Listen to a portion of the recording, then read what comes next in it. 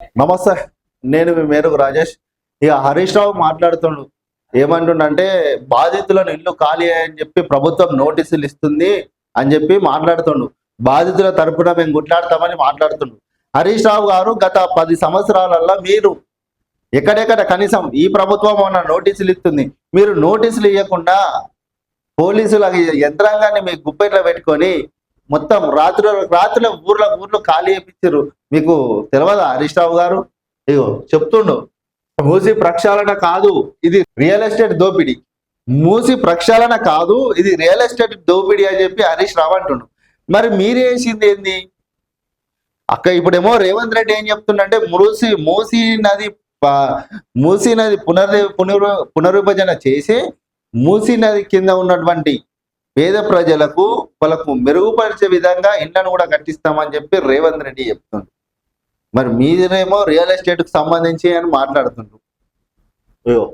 పేదల ఇల్లు కూల్చి మెగాకు భూములు కట్టబెట్టే కుట్ర, 100 కోట్లతో క్యాంప్ ఆఫీసులకు పైసలు ఎక్కడివి, ఇల్లు ఖాళీ చేయమని నోటీసులు ఇస్తున్నారు.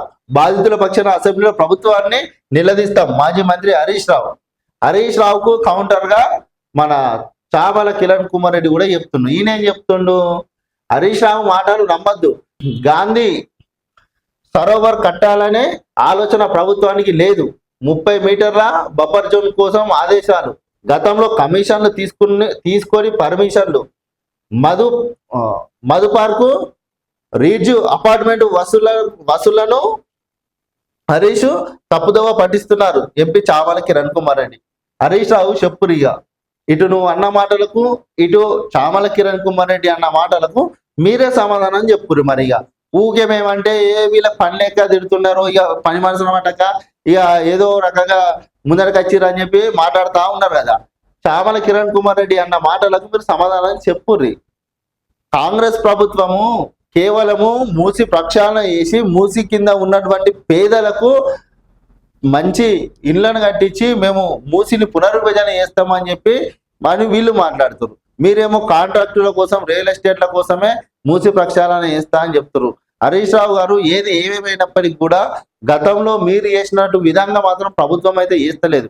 ఇప్పుడు ప్రభుత్వం అన్న వాళ్ళకు నోటీసులు ఇచ్చి ఖాళీ చేపిస్తుంది.